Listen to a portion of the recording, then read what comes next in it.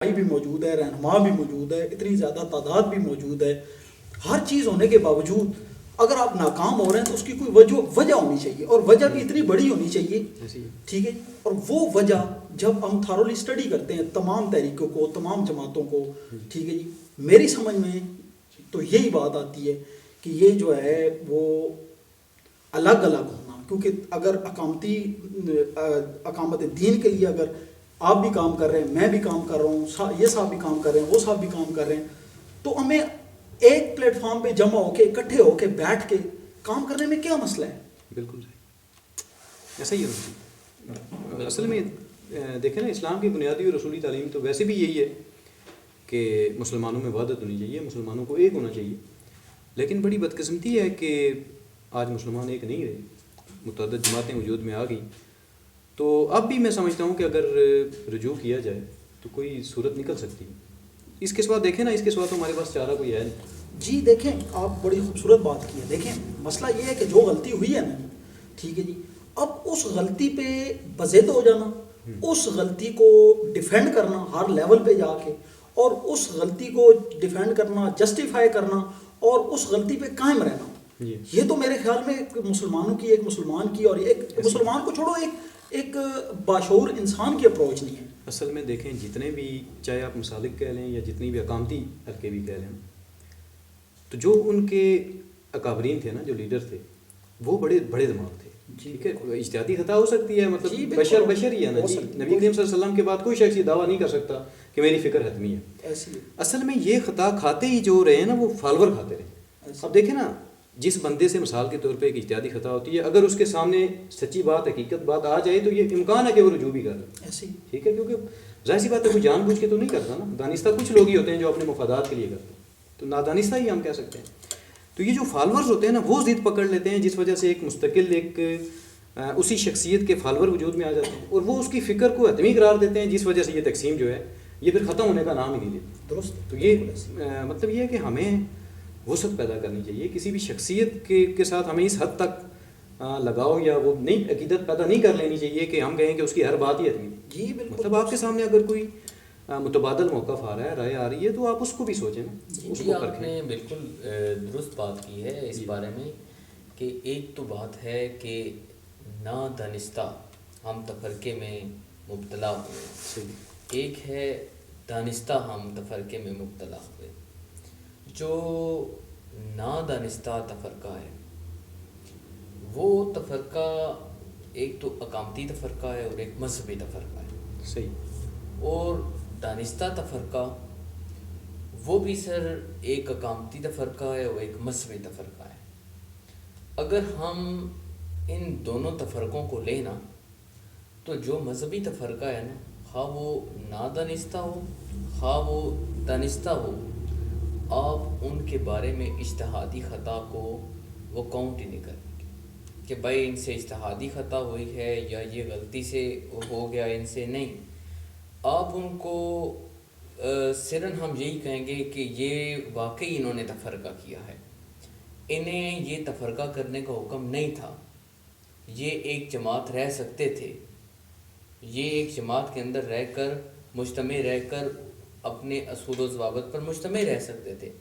لیکن جو اقامتی تحریکیں ہوتی ہیں اور جو سیاسی تحریکیں ہوتی ہیں، ان سے اجتہادی خطا ہو سکتی ہے، ممکن ہو سکتی ہے. جو پرسنالٹیز ہوتی ہیں نا، تو وہ جناب جب وہ دیکھتی ہیں معاشرے کی صورتحال کہ معاشرہ جناب کس ڈگر پر چل رہا ہے اور معاشرے کو کس ڈگر پر چلنا چاہیے، تو ان کے سامنے جو قرآن و سنت کی تعلیم ہوتی ہے اور اسلام کے جو اصول ہوتے ہیں، تو وہ اپنے تئیں اپنی بصیرت کے مطابق اسلام کی مطلب جو اسلام کی ہمیں اجتماعیت کا جو اسلام تصور دیتا ہے، اس کے مطابق اجتماعیت کو قائم کرنے کے لیے وہ ایک اجتہاد کرتے ہیں. تو اگر وہ اجتہاد نادانستہ طور پر انہیں تفرقے کی مطلب اس پہ ڈگر پر چلانا شروع کر دے، تو ہم وہ کہیں گے کہ ان سے یہ اجتہاد نادانستہ ہو گیا. لیکن ان سے تو ہو گیا.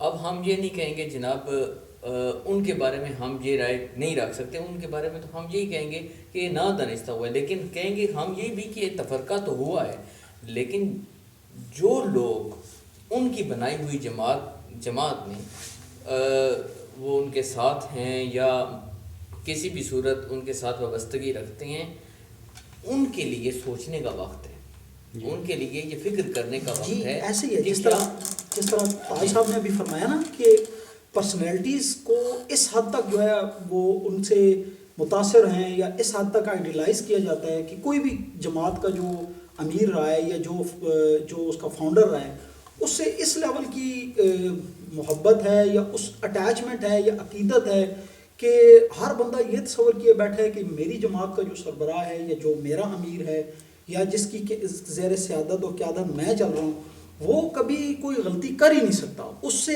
کبھی کوئی خطا ہو ہی نہیں سکتی. تو یہ ایٹیچیوڈ جو ہے نا جو شخصیت پرستی کہلاتا ہے.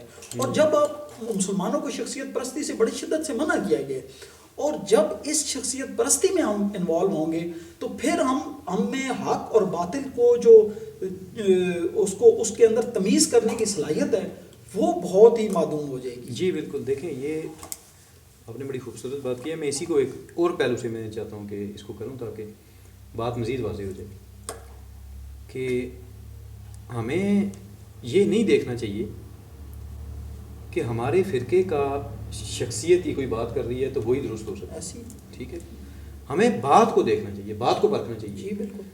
کیونکہ اگر ہم یہ سمجھیں کہ ہمارا جو لیڈر ہے یا اکابر ہے وہی سارا کچھ درست کہہ کے چلا گیا ہے تو یہ تو میں سمجھتا ہوں کہ نبوت کے متوازی کھڑا کرنے والی بات ہوگی نا. ایسی کہ آپ کیونکہ دیکھیں نبی کریم صلی اللہ علیہ وسلم کے بعد قیامت تک کوئی شخصیت ایسی نہیں آ سکتی جسے آپ کہیں کہ وہ اس کی ہر بات ہی حتمی ہے یا اس سے اختلاف نہیں کیا جا سکتا. ختم نبوت کا ایک پہلو یہ بھی ہے. جی بالکل. ٹھیک ہے، کوئی بھی ہے، زید عمر بکر کوئی بھی ہے، انسان ہے، وہ خطا سے پاک نہیں ہے.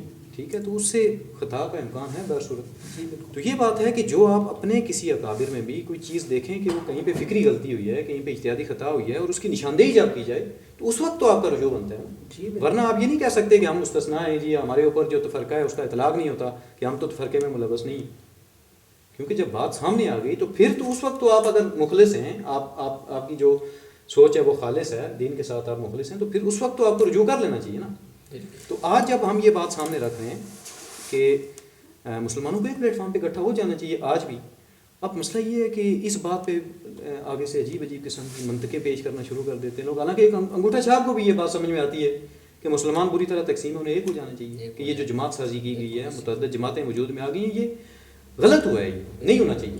دیکھیں شخصیت پرستی کا جو سب سے مین جو پرابلم جو ہے جس چیز نے سب سے زیادہ متاثر کی ہے کہ ایک شخصیت کو ایک بت کی حیثیت دے دی گئی ہے. صحیح. ٹھیک ہے، آپ سوچیں کہ حضرت عمر جیسی شخصیت جن کا رعب اور دبدبہ مشہور ہے، خطبے کے دوران ایک بندہ کھڑا ہو کے اور ان نون بندہ ہے.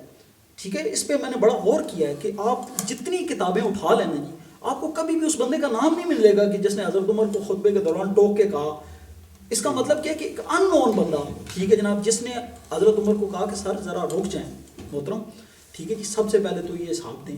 تو ہمارے اندر یا ہماری جماعتوں کے اندر یا ہم جن فرقوں کے اندر بیٹھے ہوئے ہیں تو ہم نے جو ہے نا حضرت عمر سے بھی زیادہ جو ہے نا وہ ان کو کیا کہتے ہیں کہ یہ مقام دے دیا کہ ان کے سامنے بات کرنا بھی ان کی توہین ہے یا ان سے سوال کرنا بھی ان کی توہین ہے. سر جس وقت ہمارے اندر یہ جو شخصیت پرستی والا جو ہے نا یہ جو شخصیات کو ہم نے بت بنا کے ان کی عبادت اور پرستی شروع کر دی ہے، یہ مین مسئلہ ہے. اس دور میں قریش مکہ کے دور میں بتوں کی پرستش کی جا رہی تھی. آج ہمارے دور میں ٹھیک ہے جی نظریات اور شخصیات کی پرستش کی جا رہی ہے. ہمیں اس شرک سے جو شرک کی ایک بہت بڑی قسم ہے، ٹھیک ہے جی، جس نے انسانیت کو، شرک کا سب سے بڑا رولہ کیا ہے، شرک کا سب سے بڑا جو ہے وہ آفٹر افیکٹ کیا ہے کہ وہ تقسیم کرتا ہے. وحدت توحید جو ہے وہ وحدت اور توحید دونوں لازم اور ملزوم ہیں. جس طرح توحید کو ماننے والے سارے ماننے والے وحدت اختیار کرتے ہیں، ایک جماعت ہوتے ہیں، ایک اجتماعیت ہوتی ہیں، ایک جتھا ہوتے ہیں، ایک جسم کی مانند ہوتے ہیں، جس کو حضور علیہ السلام نے فرمایا کہ تمام مومن ایک جسم کی مانند ہے جس میں واحد کی مانند ہے. معذرت میں آپ کی بات کاٹ رہا ہوں، آپ نے بڑی مطلب اہم نقطے کی طرف اشارہ کر دیا اپنی گفتگو میں کہ توحید اور وحدت لازم و ملزوم ہوتے ہیں. یعنی دیکھیں نا ایک توحید زدہ معاشرہ اور ایک شرک زدہ معاشرہ، ان دونوں میں کچھ فرق ہونا چاہیے، ٹھیک ہے. اب توحید کی اگر واحد عملی علامت یا عملی مظہر ہم کہیں کہ کیسے پتہ چلے کہ کوئی معاشرہ موحد ہے یا مشرک ہے، تو اس کا جو عملی مظہر ہے، ٹھیک ہے، وہ اگر آپ دیکھیں گے تو سوائے وحدت کے آپ کو کوئی عملی مظہر نظر نہیں آئے گا.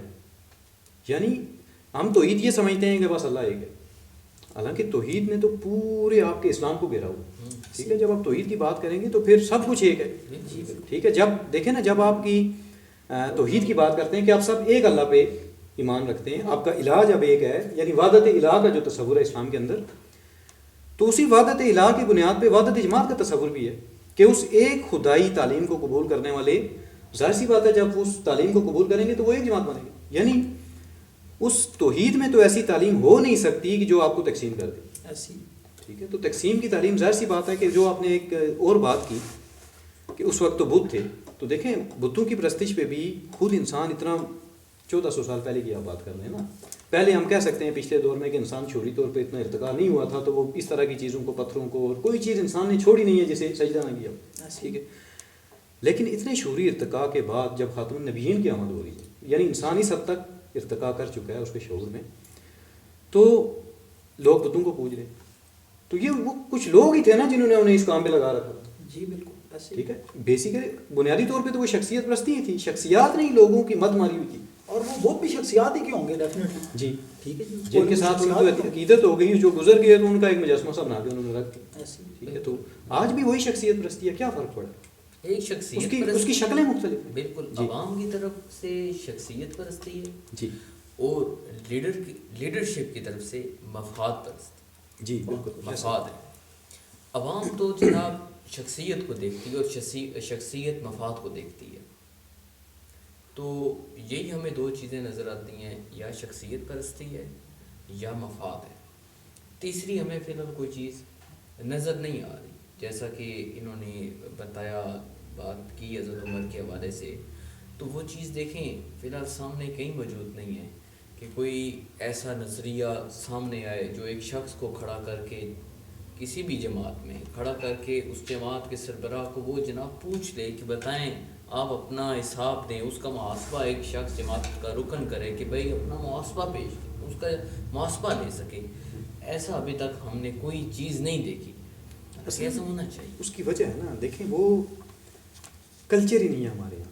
علمی جو گفتگو ہے یا حق و باطل کو پرکھنے کا جو معیار بنا دیا گیا نا، وہ یہ ہے کہ جو ہمارے فرقے کا، ہماری پارٹی کا اکابر کہہ رہا ہے، عالم کہہ رہا ہے، وہ حق ہے، اور جو دوسری پارٹی کا، دوسرے فرقے کا اکابر کہہ رہا ہے وہ باطل ہے. اب اگر آپ کے یہاں معیار یہ ہوگا تو مجھے بتائیں کہ کیسے آپ کو جو چیز آپ ایکسپیکٹ کر رہے ہیں وہ کیسے پیدا ہو سکتی ہے اس طرح کی کلچر. یعنی حق و باطل کی تمیز کا پیمانہ ہی آپ لوگوں نے ایک ایسا ڈیولپ کر لیا ہے کہ اپنے ہی اکابر کی ہر بات سچی ہے اور دوسرا جو اکابر ہے وہ اس کی ہر بات ہی غلط ہے. بالکل جس طرح بھی آپ ایسے تو ایک فکری یا علمی ماحول ہی نہیں پیدا ہو سکتا، علمی گفتگو نہیں ہو سکتی آپس میں آپ کی، اور جب نہیں ہوگی تو آپ کسی نتیجے پہ نہیں پہنچ سکتے. بالکل اسی. تو یہ اس کلچر کو ڈیولپ ہونا چاہیے نا. میں تو بالکل جو توحید اور شرک کے حوالے سے بھی آپ نے پیچھے بات کی ہے، ظاہری بات ہے معاشرہ یا توحید زدہ ہوتا ہے یا شرک زدہ ہوتا ہے. ایسی تو اسلام تو پورے توحید کو محیط ہے، توحید پورے اسلام کو محیط ہوتی ہے. تو ظاہری بات ہے اگر ایک معاشرہ توحید ہے، توحید ایک معاشرے میں سرایت کر چکی ہے، تو اس کی عملی مظہر کچھ تو کچھ ہوگا. تو اگر وہ شرک سے الگ وہ رویہ رکھتا ہے، تو اپنی کوئی صورت رکھتا ہے، تو وہ جناب وہ اس سے الگ اجتماعی طور پر کوئی صورت رکھے گا، کوئی رویہ رکھے گا. زیر میرے ذہن سے بات نکل جائے گی ماشاءاللہ. جو بات ابھی آپ کر رہے ہیں مجھے یاد آ گئی ہے، یہ علامہ عنایت اللہ خان المشرقی رحمۃ اللہ علیہ کا بڑی، میں کہتا ہوں کہ بڑے سنہری روپ ہے. وہ کہتے ہیں کہ جس قوم کے اندر وحدت نہ ہو وہ خدائی توحید کے علمبردار کیوں کر ہو سکتے؟ درست. کہ آپ کہہ رہے ہیں کہ ہم توحید پرست ہیں، ہمارا خدا ایک ہے، ایک ہی آپ کا ذریعہ ہدایت ہے قرآن، ٹھیک ہے، رسول آپ کا ایک ہی جس کے آپ امتی ہیں، آپ کا قبلہ کعبہ ایک ہے، سب کچھ ایک ہے، آپ اس چیز کے دعوے دار ہیں. لیکن عملی طور پہ آپ کے قبلے الگ ہیں. ایک لحاظ سے دیکھا جائے تو ڈائریکشن آپ کی الگ ہے، ٹھیک ہے. وہ ایک سیمبل قبلہ کے طور پہ تو وہی ہے، لیکن آپ کی ڈائریکشن الگ الگ ہے، ٹھیک ہے. آپ متعدد گروہوں میں تقسیم ہیں. تو کیا خدا کی توحید اس لیے آتی ہے کہ آپ کو تقسیم کرے؟ تو اس کا مطلب ہے کہ ہم موحد نہیں ہیں نا، معاشرہ شرک زدہ ہو چکا ہے۔ دیکھیں جو عوام الناس کے لیے نا مثال کے طور پر ہم دیکھتے ہیں کہ جی جو معاشرہ ہے، جو ہمارے سامنے معاشرہ ہے جس میں ہم نے آنکھ کھولی، پڑھے لکھے جو بھی ہوا اس کے اندر جو ہے وہ امن و امان ہے، ٹھیک ہے جناب، اور کیا کہتے ہیں جی کہ معاشی انصاف ہے، ٹھیک ہے جناب، قتل و غارت گری کس لیول کی ہے، بالکل معاشی ناانصافی ہے، جی، ہر طرح کی بات ہے، مطلب کوئی ایسی کبات موجود نہیں ہے، ٹھیک ہے جناب، کہ جس کا آپ نام لیں اور وہ اس معاشرے میں موجود نہ ہو، یو کین نیم اٹ، ٹھیک ہے جی، ٹھیک، آپ کوئی بھی کبات کا نام لیں گے وہ اس معاشرے میں موجود ہے، تو سادی سی بات ہے کہ کیا یہ جو ہے نا توحید زدہ معاشرے کی علامت نہیں ہے، کیا یہ اسلام کی برکات ہیں جو کچھ ہمیں مل رہی سوال ہیں، ہی ٹھیک ہے جی، تو مطلب اس کا دوسری لفظوں میں مطلب ہے کہ ہم اسلام سے کوسوں دور ہیں،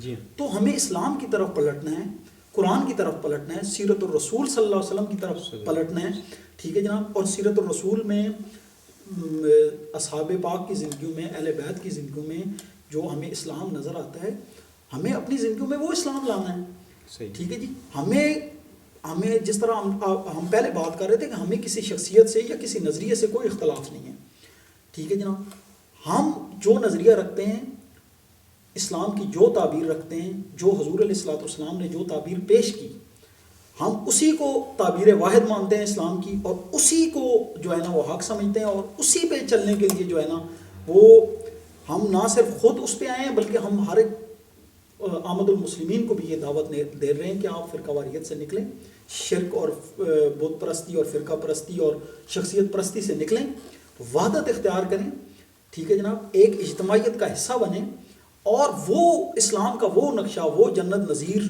معاشرہ جس نے جو ہمیں مدینہ میں نظر آتا ہے، جو آپ کو خلفائے راشدین کے دور میں نظر آتا ہے، ٹھیک ہے جی، وہ معاشرہ اس ڈگر پہ چلنے کے لیے تیار ہو، وہ نتائج حاصل کرنے کے لیے تیار ہو، اور وہ تمام کی تمام جو برکات اور جو اللہ تعالیٰ کی رحمتیں ہیں، ٹھیک ہے جی، اس کے حقدار بن سکیں ہم۔ اچھا اب دیکھیں نا، اس اجتماعیت کے حوالے سے بھی جب بات کی جاتی ہے، یہ کوئی اتنا آسان ٹاپک نہیں ہے جو آپ شیئر، جی کوئی یہ کوئی اتنا آسان تو نہیں ہے نا کہ اجتماعیت، دیکھیں اتنے بڑے بڑے دماغ تھے تو ان سے بھی اس معاملے میں، جب وہ اجتماعیت کے معاملے میں جب ہم دیکھیں اسلام کے فلسفہ جماعت کے حوالے سے، تو بڑے بڑے نام ہیں، میں خیر کسی کا نام تو نہیں لینا چاہتا، ہمارا مقصد تو یہ نہیں ہے کہ ہم کسی شخصیت پہ تنقید کریں، کیونکہ ہم تو چاہتے ہیں کہ ہمارے مسلمان بھائیوں کی اصلاح ہو جائے، کوئی شک، ٹھیک ہے، تو اب یہ اجتماعیت کے حوالے سے ایک تو جس طرح عزیر بھائی نے پہلے بات کی کہ ایک طبقہ وہ ہے جو ایک مذہبی تصور کا عامل ہے، کہ جو ایک روایتی فکر ہے ہماری، ٹھیک ہے، کہ بس یہ اپنا نماز روزہ کرو اور بس آپ یہی دین ہے بس، ٹھیک ہے جی، مطلب وہ تعبیر کی ان کو غلطی لگ گئی ہے، میں تو یہی کہوں گا، ٹھیک ہے، یہ ایک ایسا ٹاپک ہے جس پہ اب اس وقت تو ہم بات نہیں کریں گے، جی ڈیفینیٹلی وہ دور نکل جائے گا، اس پہ پھر کوئی نشست رکھ لیں گے۔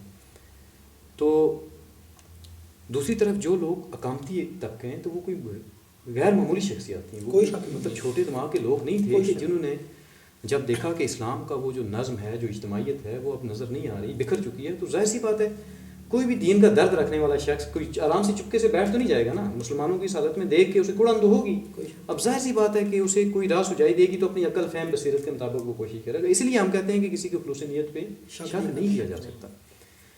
لیکن مسئلہ یہ ہے، بات وہی ہے کہ اب میں آپ کو ایک مثال کے ذریعے سمجھاتا ہوں کہ ایک دفعہ کسی شخص کا کسی بستی سے گزر ہوا تو وہاں پہ 3 مسجدیں الگ الگ موجود تھیں، ایک بریلویوں کی تھی، ایک دیوبندیوں کی تھی اور ایک اہل حدیثوں کی۔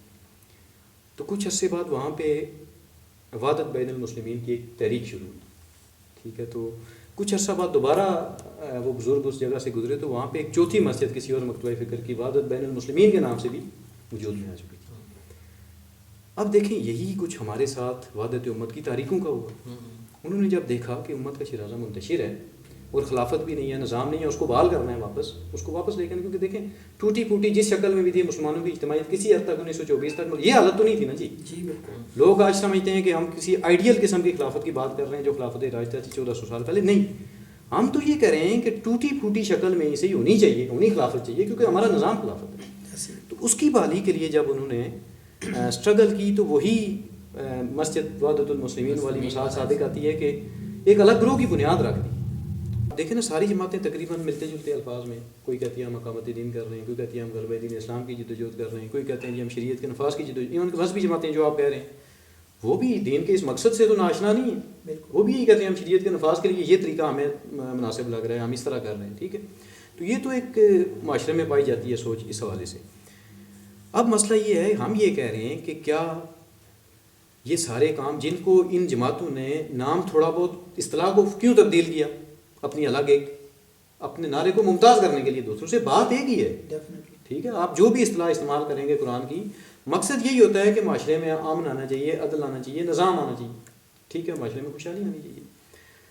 تو ہم کامیاب نہیں ہو پا رہے، اس کی وجہ یہ ہے کہ ہم تقسیم ہو کے یہ کام کر رہے ہیں، ٹھیک ہے، متعدد جماعتوں میں تقسیم ہو کے یہ کام کر رہے ہیں نا. تو کیا غلبہ دین کے لیے، اقامت دین کے لیے، دین تخت پہ لانے کے لیے، شریعت کے نفاذ کے لیے، امر بالمعروف یا نہی عن المنکر کے لیے کہہ لیں، تنذیر و تبشیر کہہ لیں، میں کہتا ہوں اصطلاح سے ہمیں غرض ہی نہیں ہے.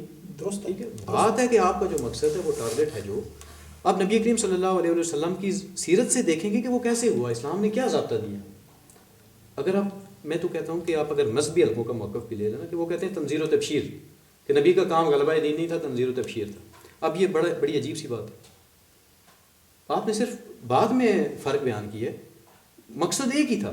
نبی کریم صلی اللہ علیہ وسلم نے اگر تنذیر بھی کیا اور تبشیر بھی کیا تو مقصد ایک ہی تھا کہ تنذیر و تبشیر سے انسانیت فلاح پا جائے، ٹھیک ہے جی، دونوں جہانوں میں فلاح پا جائے، ٹھیک ہے. اور غلبہ دین کا بھی مقصد تو وہی تھا، ٹھیک ہے. تو بات ہم اصلاحات کی بھی نہیں ہے، ٹھیک ہے، بات یہ ہے کہ یہ تقسیم ہو کہ ہم یہ کام کیوں کرنا چاہتے ہیں. دیکھیں نا، ایک آپ انگوٹھا چھاپ شخص بھی ہے نا، جسے آپ سمجھ لیں کہ جس نے کبھی قرآن کھول کے بھی نہیں دیکھا، ٹھیک ہے، ویسے اسے تو کھولنے دیا ہی نہیں جاتا، کہا جاتا ہے پڑھو گمراہ ہو جاؤ گے، ویسے بات کر رہا ہوں کہ انگوٹھا چھاپ شخص ہے، ٹھیک ہے، اسے بالکل دین کا علم نہیں ہے. اس سے بھی آپ اگر پوچھیں گے نا، ابھی میں قرآن و سنت کی بات نہیں کر رہا، میں عقلی دلیل پہ بات کر رہا ہوں کہ کیا مسلمانوں کا ان متعدد جماعتوں میں تقسیم ہونا مفید ہے، یا ایک ہی مقصد کے لیے متعدد جماعتوں میں تقسیم ہو کے ایفرٹ کرنا فروٹفل ہے، یا ایک ہو کے کرنا فروٹفل ہے. آپ یقین کریں کہ اگر اس میں تقوی ہوا نا ذرا سا بھی، ٹھیک ہے، تو وہ یہی جواب دے گا کہ ظاہر سی بات ہے کہ مسلمانوں کا جو ایک ہونا ہی وہ ہے. اب دو طرح کے لوگ اس کو کاؤنٹر کرتے ہیں، اس موقع کو، جن کا مفاد وابستہ ہو جاتا ہے اس تقسیم کے ساتھ. یہ بات نہیں ہے کہ انہیں سمجھ نہیں آتی ہے، لاشعوری طور پہ وہ کر رہے ہوتے ہیں، ٹھیک ہے، ان کا مفاد وابستہ ہو جاتا ہے. اس مفاد کے وابستہ ہونے کی وجہ سے ان کے اندر سے تقوی ختم ہو جاتا ہے. کیوں؟ وہ اپنے مفاد کو دین پہ ترجیح دے رہے ہیں. اب ایسے لوگوں کے لیے کیا ہدایت ہوگی، اور وہ کیسے ایک ڈائریکشن میں جا سکتے ہیں؟ وہ تو تقسیم ہی ہوں گے نا، ظاہر سی بات ہے. جسے اپنی مفاد عزیز ہوں دین سے، تو وہ ظاہر ہے پھر الگ الگ گروہ وجود میں آ جائیں گے. تو مقصد سر کہنے کا یہ ہے کہ ان لوگوں کو چھوڑ دیں جن کے مفاد دین سے وابستہ ہو گئے، ٹھیک ہے، جو اپنے مفادات بٹور رہے ہیں، ان کو ایک طرف رکھیں. عوام کے لیے کیا کیا جائے کہ ان کی چنگل سے انہیں نکالا جائے، عوام کو یہ بات سمجھائی جائے، ٹھیک ہے، کہ اسلام ہمیں جو ہے یہ تقسیم ہونے کی اجازت نہیں دیتا، ہمیں ایک جماعت بند کر دینے کی تعلیم دیتا ہے. یہ بات عوام کو دیکھیں، عوام میں یہ شعور بیدار کرنا ہوگا. کچھ ہو رہا ہے، کچھ تو حالات کی وجہ سے بھی شعور بیدار ہو رہا ہے، جو نتائج سامنے آتے ہیں نا غلط نظام زندگی کے، کچھ اس وجہ سے ہو رہا ہے، اور کچھ ہماری بھی یہ ذمہ داری بنتی ہے کہ جو چیز بھی ہمیں سمجھ آ رہی ہے اس حوالے سے تو وہ ہم ان کے سامنے رکھیں. ظاہر سی بات ہے. تو دیکھیں، ہم اصولی بات کرتے ہیں، ٹھیک ہے، کہ کیا اسلام نے مسلمانوں کی اجتماعی زندگی کے لیے کوئی ضابطہ، کوئی قاعدہ، کوئی اصول دیا ہے یا نہیں؟ دیکھیں، اس کائنات میں ایک نظم ہے، پوری کائنات میں، تو یہ کیسے ہو سکتا ہے کہ انسانیت کو، اور پھر خصوصاً انسانیت کے اندر اس دین کو قبول کرنے والوں کو اسلام نے کوئی اجتماعی ضابطہ نہ دیا ہو کہ آپ نے زندگی کیسے گزارنی ہے، یا نبی کریم صلی اللہ علیہ وسلم کی سیرت سے ہمیں ملتا نہ ہو، ٹھیک ہے. تو اب پہلی بات یہ ہے کہ جب آپ اس کو عقلی لحاظ سے بھی دیکھیں گے، ٹھیک ہے، تو یہ تقسیم ہمارے لیے نقصان دہ ہے، ٹھیک ہے. اب جو چیز نقصان دہ ہے، جس کے اثرات مضر ہیں، ٹھیک ہے، آپ اس کو قرآن و سنت میں کہاں تلاش کریں گے؟ ایسی بیوقوفی والی تعلیم قرآن و سنت میں تھوڑا ہی ہوگی، ٹھیک ہے. اور دوسری چیز ہے کہ یا وہ شخص اس تقسیم کی حمایت کرے گا کہ جس کے اندر تقوی نہیں ہے، جس کے مفاد وابستہ ہیں دین کے ساتھ، اس کے اندر تقوی کی کوئی رمق نہیں رہی. قرآن تو ایسے لوگوں کے لیے، یا دین میں ایسے لوگوں کے لیے ہدایت ہے ہی نہیں، ٹھیک ہے. تو اب یہ ہے کہ عوام، ظاہر سی بات ہے، عوام کو اسی لیے تو انہوں نے دور رکھا ہوا ہے دین سے، اصل بات نہیں بتاتے، ٹھیک ہے. تو جو ہمارے دین کی بنیادی تعلیم ہے، وہ سب سے پہلی چیز تو ہے عبادت. اب دیکھیں نا، باقی چیزیں تو بعد میں، اعمال بھی بعد میں، آپ بعد میں کیا کرتے ہیں کیا نہیں کرتے، ٹھیک ہے. سب سے پہلے جب بھی کسی نبی کی دعوت پہ کوئی شخص اسلام قبول کرتا تھا تو سب سے پہلے وہ اس نبی کی امت کا حصہ بنتا تھا. ایسی ہے. ٹھیک ہے, وہ ایک اجتماعی یعنی ایفرٹ تھی. ٹھیک ہے, ایک جماعت بنتا تھا. آج ہمارے معاشرے میں وہ تصور جو ہے وہ ناپید ہو چکا ہے کہ اسلام میں ایک اجتماعیت کام ہے جو ہے وہ اسلام ہمیں درس دیتا ہے. تو آپ بھی اس پہ میں سمجھتا ہوں کہ روشنی ڈالیں کہ عوام کو کیسے یہ بات باور کرائی جائے کہ یہ جو ہمارے مذہبی پیشوا اور سیاسی رہنما ہیں یہ کوئی آپ کے ساتھ مخلص نہیں ہے. جو بندہ آپ کی تقسیم کا حمایتی ہے اور آپ کے تقسیم رہنے پہ وزید ہے اور آپ کو تقسیم دیکھنا اور رکھنا چاہتا ہے اور تقسیم کے حوالے سے آپ کو جواز فراہم کرتا ہے, وہ آپ کا ہمدرد نہیں ہو سکتا. درست ہے سر آپ کا ہمدرد وہی ہوگا جو آپ کو وحدت کی لڑی میں پرونے کی. ایسی. جی, آپ نے بات کی ہے نا کہ عقلی طور پر ہم پہلے قرآن و سنت کی بات نہیں کرتے, ہم عقلی طور پر بات کرتے ہیں کہ کیا یہ بات ہمیں درست لگتی ہے کہ انسانوں کو تقسیم ہو کر زندگی گزارنا چاہیے یا مجتمع ہو کر ایک ہو کر زندگی گزارنا چاہیے. تو ہمیں انگوٹھا چھاپ, ان پڑھ, جاہل, گوار, یہ ایسا بندہ بھی ہمیں کہے گا نہیں اتفاق میں برکت ہوتی. جی بالکل, مطلب یہ ہاں یہ ایک ہاں یہ بات اس کے لیے مزید آسانی سے سمجھ میں آنے والی ہے جو آپ نے ایک فریز استعمال کیا جو ہم بچپن سے سنتے ہیں. اتفاق میں برکت ہوتی ہے, واقعتاً اتفاق میں برکت ہوتی ہے. بالکل. تو اب تو یہ ایک عام سا قول ہو گیا, بھائی سب کی سمجھ میں ہے کہ اتفاق میں برکت ہوتی ہے. لیکن جو اب آپ نے کہا کہ مسلمانوں کے لیے جو خدا کی طرف سے زندگی گزارنے کی جو اجتماعی تعلیم ہے وہ تو مسلمہ ہوگی. جی بالکل ایسی. وہ تو مسلمہ ہوگی. تو ہمیں خدا نے زندگی گزارنے کے لیے کیا تعلیم دی ہے وہ بھی یہی ہے کہ اتفاق سے رہو. ایسی. اور اس کی تاکید کی ہے کہ اتفاق سے رہو, نہ اتفاقی نہ کرنا, ایسی. ایک ہو کر رہو. لیکن ہمارے ہاں اس تعلیم کو قبول کرنے والوں کے جو زیادہ ذہین تھے, جو زیادہ عقل مند ہو گئے تھے بیچ میں, تو ان کے مفاد آ گئے بیچ میں. آپ دیکھ سکتے ہیں تاریخ انسانیت اٹھا کے, کچھ لوگ ہمارے بڑے جو اس پچھلی صدی میں گزرے ہیں وہ کہتے ہیں روایات کی بنا پر فرقے بن گئے. نہیں, روایات بعد میں ہمارے آئی ہیں, فرقے پہلے بن گئے تھے. درست, یہ موقع بھی آپ کا. تو یہ بھی آپ دیکھیں ہمارے مفاد وابستہ ہوتے ہیں, تفرقے میں ہمارے مفاد وابستہ ہوتے ہیں. وہ لوگ بڑے عقل مند ہوتے ہیں جو فرقے کھڑے کرتے ہیں, ان کے اس میں مفاد وابستہ ہوتے ہیں. تو جو لوگ فرقہ کھڑا کر دیتے ہیں تو وہ ایک شخصیت ہوتے ہیں, بعد میں شخصیت پرستی شروع ہو جاتی ہے. فرقہ پرستی اور شخصیت پرستی پیرللی چلتا ہے. جی اب یہ ایک چیز ہے, عوام کی طرف سے شخصیت پرستی ہوتی ہے اور شخصیت کی طرف سے مفاد کا حصول ہوتا ہے. یہ دو چیزیں ہوتی ہیں کسی بھی معاشرے میں تفرقے کی جڑیں گہری کرنے کے لیے.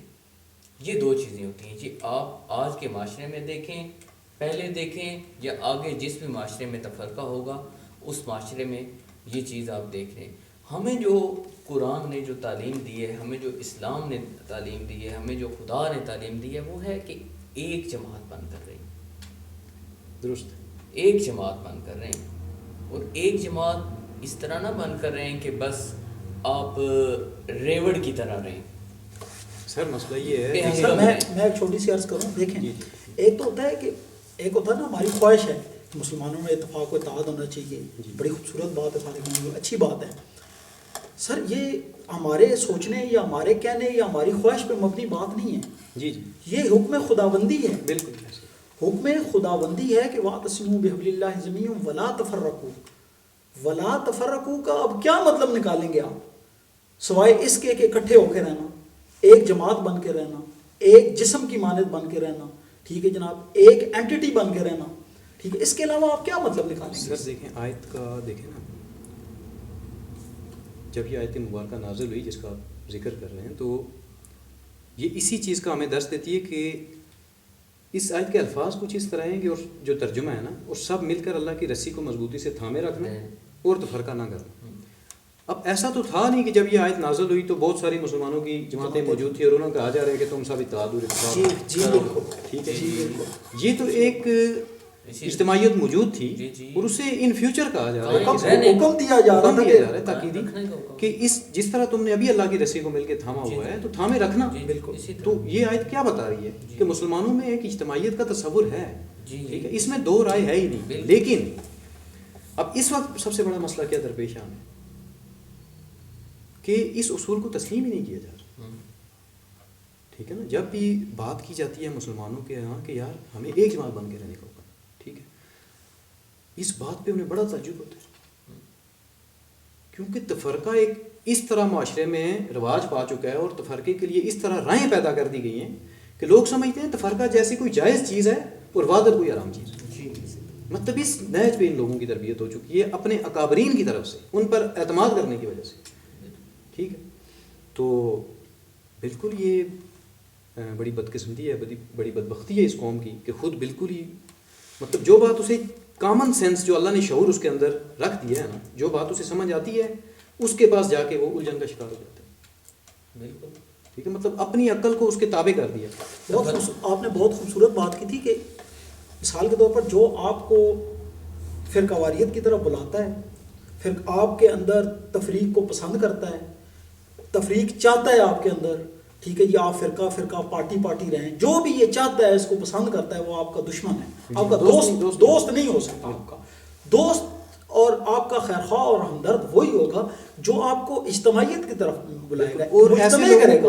ایسے لوگوں کو اپنا ہمدرد اور دوست سمجھنے والوں میں اس کا مطلب ہے وقوف نہیں ہے۔ جی بالکل بالکل، وہ عقل سے آ رہی قرآن و سنت کا علم تو ایک طرف رکھ دیں نا، ٹھیک ہے، کامن سینس کی بات، کامن سینس بھی نہیں ہے ان میں۔ جی کامن سینس کی بات ہے، بالکل سر ایسا۔ حدیث کی بنیاد پر کوئی فرقہ کھڑا ہو یا قرآن کی بنیاد پر کوئی فرقہ کھڑا ہو، یہ فرقہ ایک ایسی لعنت ہے نا، یہ جو میں نے آپ کے سامنے دو اصطلاح لی ہیں نا، یہ دو اصطلاح بہت مقدم سمجھی جاتی ہیں، یہ قرآن و سنت ایک قسم کا حجت سمجھی جاتی ہیں کہ مسلمانوں کے درمیان قانون کی حجت تسلیم کی جاتی ہے، لیکن ان دو اصطلاحات کی بنیاد پر بھی اگر فرقہ کوئی کھڑا کر دے تو آپ ان فرقوں کے وابستگان کے سامنے بھی یہ آیت رکھتے ہیں کہ وَاعْتَصِمُوا بِحَبْلِ اللَّهِ جَمِيعًا وَلَا تَفَرَّقُوا، کہ اللہ کی رسی کو سب مل کر مضبوطی سے تھامے رکھنا اور تفرقہ نہ کرنا، اور فرمان رسول رکھ دیں کہ بھائی ایک کے سوا سارے جہنمی ہیں، تو وہ یہ تسلیم نہیں کریں گے یہ چیز۔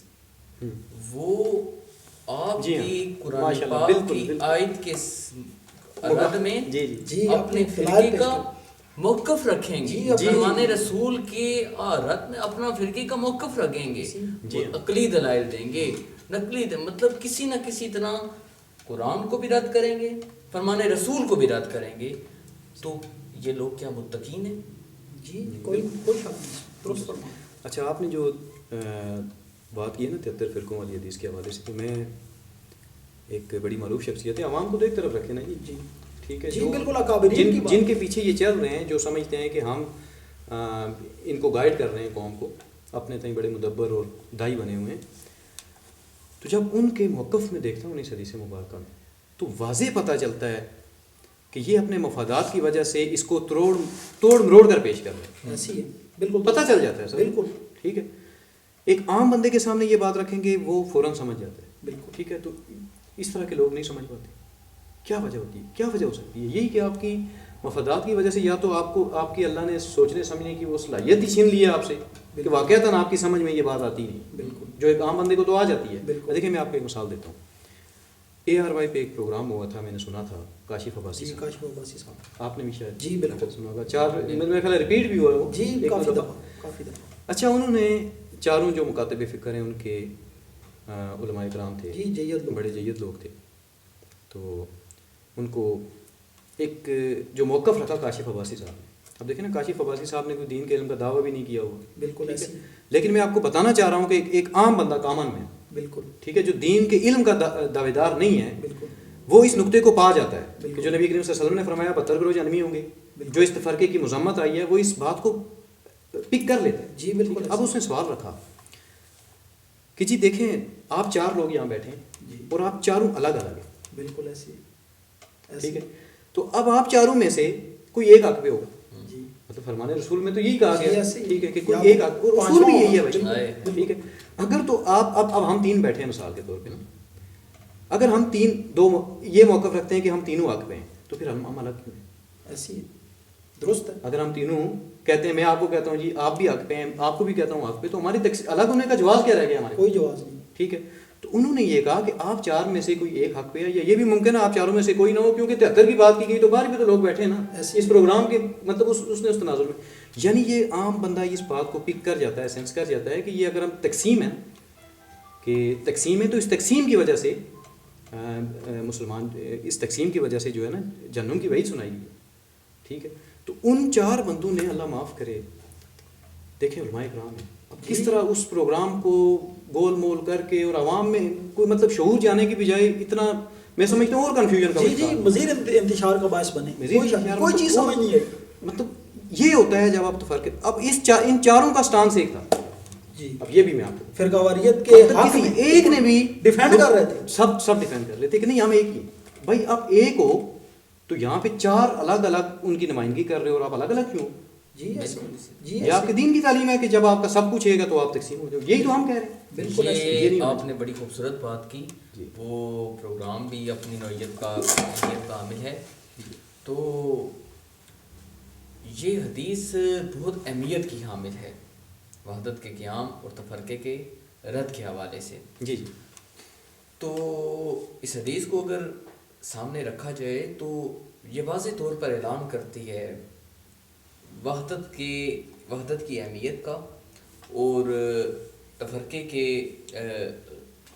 غیر مذمت ہے اس میں. تو دیکھیں سر، وہ تمام لوگ جو 72 گروہوں کے ساتھ منسلک ہیں، ان کے لیے جہنم کی وعید ہے. اس حدیث مبارکہ میں فرمان رسول میں تو ایک گروہ کو جنت کی بشارت سنائی گئی ہے. تو اب اس حدیث میں لوگوں کی، علماء کرام کی مختلف اپنی اپنی ایک آراء ہیں. تو کافی لوگوں کی کچھ کیا کہتے ہیں، کچھ کیا کہتے ہیں ہمیں اب اتنا مطلب نہیں جانا چاہیے. کچھ کہتے ہیں کہ جو درود زیادہ پڑے گا تو وہ جنتی ہے. کچھ کہتے ہیں کہ جو امامے اونچے باندھے گا، پاؤں سے ٹخنے زیادہ کرے گا، بلند نمازیں زیادہ پڑھے گا، وہ جنتی ہے. کچھ کہتے ہیں، کچھ کہتے ہیں. لیکن اس حدیث میں ایسا کچھ نہیں بیان کیا گیا. اس حدیث میں صاف صاف کہا گیا ہے 72 جہنمی ہیں، ایک جنتی ہے. اس میں اعمال نہیں گنوائے گئے. اس میں بتایا گیا ہے کہ جو ایک ہے وہ جنتی ہے، اور جو 72 ہیں وہ جہنمی ہیں. اس میں تفرقے کی ممانعت کی گئی ہے اور وحدت کی اہمیت کو اجاگر کیا گیا ہے. سر ٹھیک ہے، دیکھیں آپ کی بات درست ہے، لیکن اب مسئلہ یہ ہے نا کہ اگر یہ کہیں کہ ناجی گروہ ایک ہے، اگر یہ تسلیم کر لیں نا، جس طرح نبی کریم صلی اللہ علیہ وسلم کا یہ فرمان ہے یا قرآن کی یا اصول دین ہے کہ اکبر ایک گروہ ہو سکتے ہیں، ٹھیک ہے، اگر یہ اس کو تسلیم کر لیں تو پھر اس اصول پہ انہیں اسٹینڈ لینا پڑتا ہے. جی ایسی. ٹھیک ہے. اب اگر یہ تسلیم کر لیں تو ان کے پاس الگ الگ رہنے کا کوئی جواز ہی نہیں رہتا نا. ایسی. ٹھیک ہے. اس لیے یہ اس کو تسلیم ہی نہیں کرتے. درست ہے.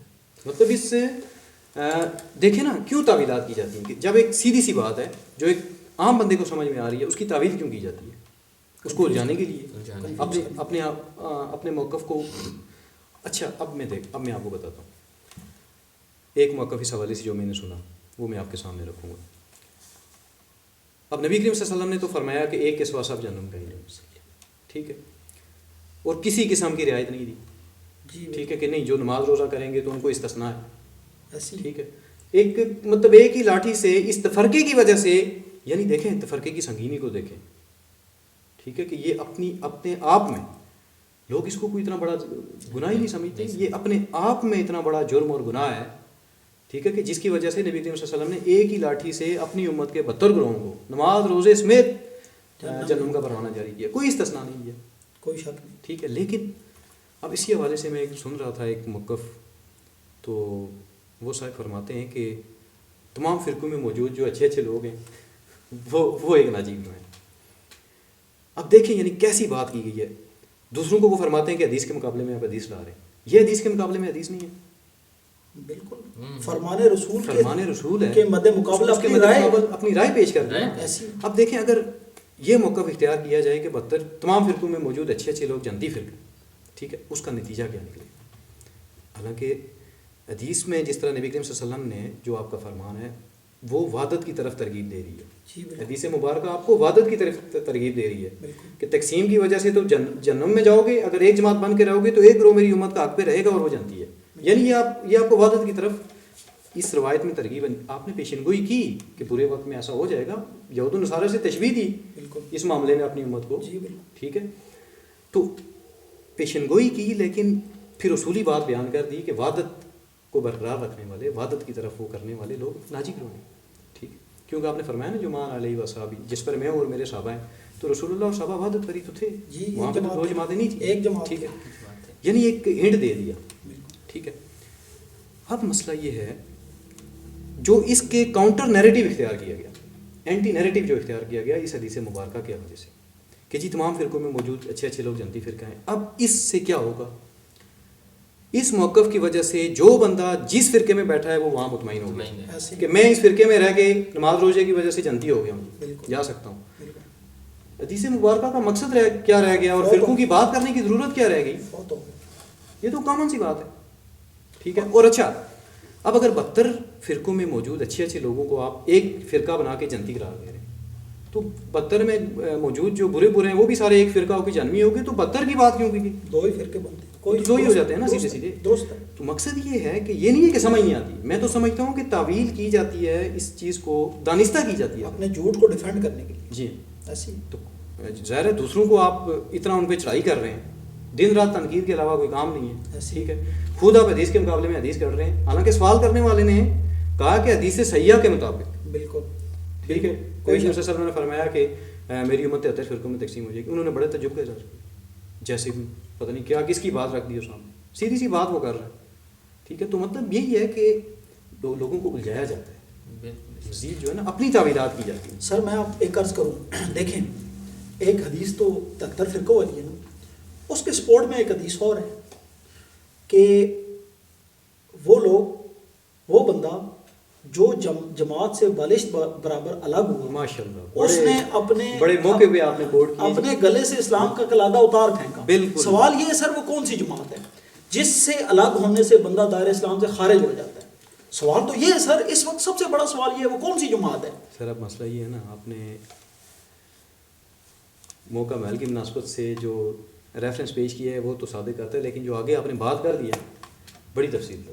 جی اس میں تو کوئی شک نہیں ہے. ٹھیک ہے نا, کہ جو بات کی گئی ہے کہ جو شخص جماعت سے بالش برابر الگ ہوا اس نے اسلام کا قلادہ اپنی گردن سے اتار پھینکا, اللہ یہ کہ وہ جماعت کی طرف پلٹ آئے. ٹھیک ہے, وہ 72 جو ہیں جو الگ ہوں گے جماعت سے, جو الگ ہوتے جائیں گے وہ 72 ہیں, جو جماعت ہیں ہاں بالکل جو الگ ہوتے جائیں. جی ٹھیک ہے, اور اس میں یہ سند بھی موجود ہے کہ صحابہ کرام نے پوچھا یا رسول اللہ اگرچہ وہ شخص نماز پڑھتا ہو روزے رکھتا ہو جو جماعت سے الگ ہو گیا, کیا پھر بھی وہ جہنمی ہے؟ تو فرمایا اگرچہ وہ نماز پڑھتا ہو روزے رکھتا ہو اور مسلمان ہونے کا دعویٰ کرتا ہو, کوئی رعایت نہیں دی. تو فرقہ چیز ہی ایسی ہے, واپس آنا صرف اس اجتماعی سے جو الگ ہوئے وہ واپس آئے گا تو اس کی بخشش ہے, پلٹ آئے, بس پلٹ آئے. یہ آپشن ایک ہی توبہ کے سوا, توبہ کے علاوہ کوئی آپشن نہیں. بالکل ایسی پھر اس وقت جو مسلمان جس حالت اظہار کا شکار ہیں, صرف ایک کام کرنا ہے انہوں نے, کوئی اتنا مشکل کوئی راکٹ سائنس نہیں بتا رہے ہم, صرف فرقہ واریت سے توبہ کرنی ہے اور اجتماعیت کا حصہ بننا ہے. سر مسلمانوں یہ آپ ان کے لیے کمپلیکیٹڈ کر رہے ہیں نا, پھر مشکل ہو جائے گی, سمجھنے میں مشکل ہو جائے گی. یہ جو فرمان رسول ہے نا وہ تو جماعت کی موجودگی میں اس سے علیحدگی کے حوالے سے اس کا اطلاق ہوگا.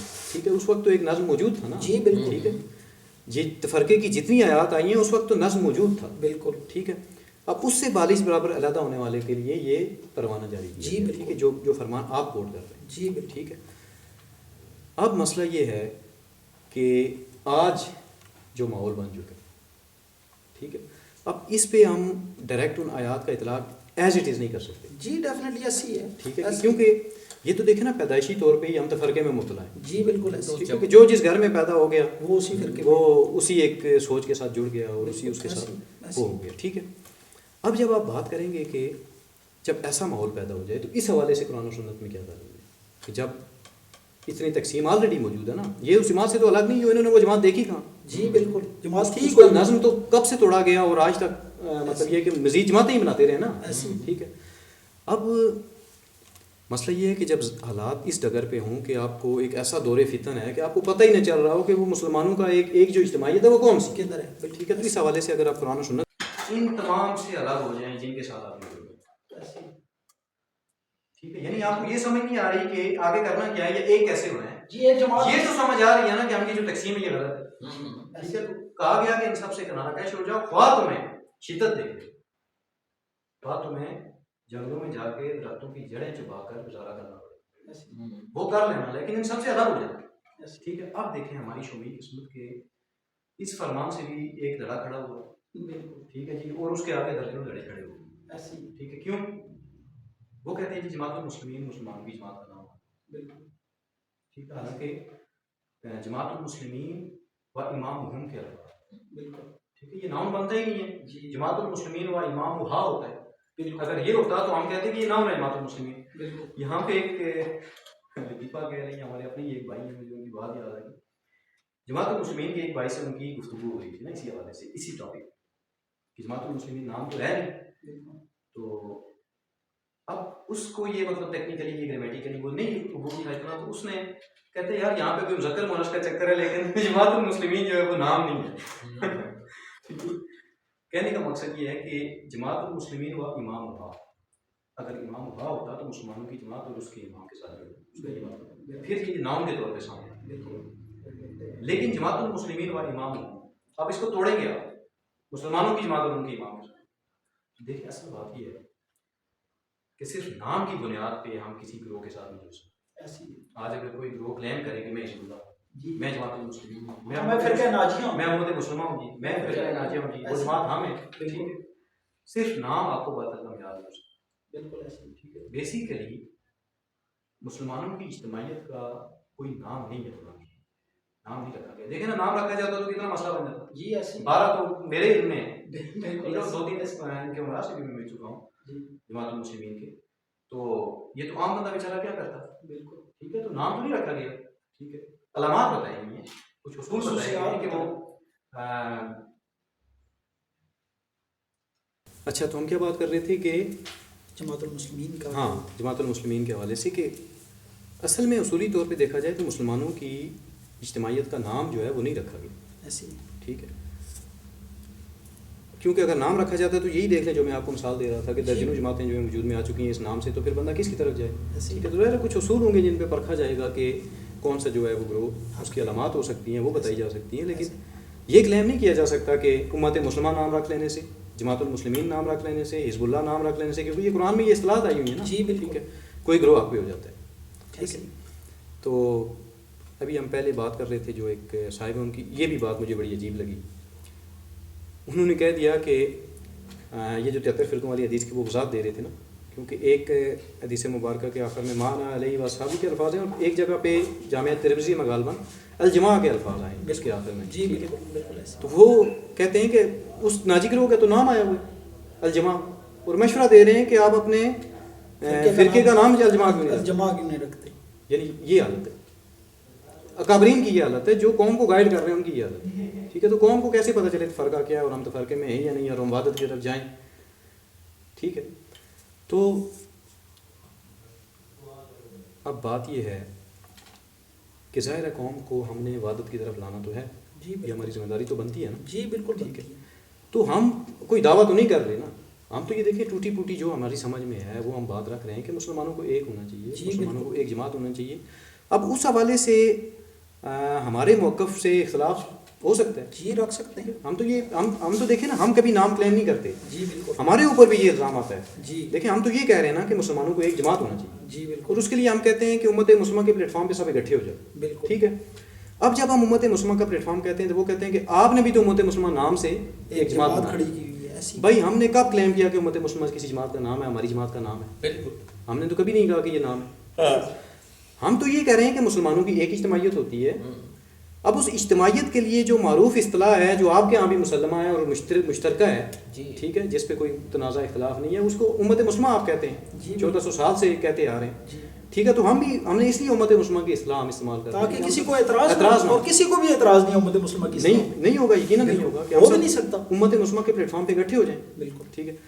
اب مسئلہ یہ ہے کہ جھگڑا نام کا ہے ہی، جی بالکل فرق تصور دین کا ہے۔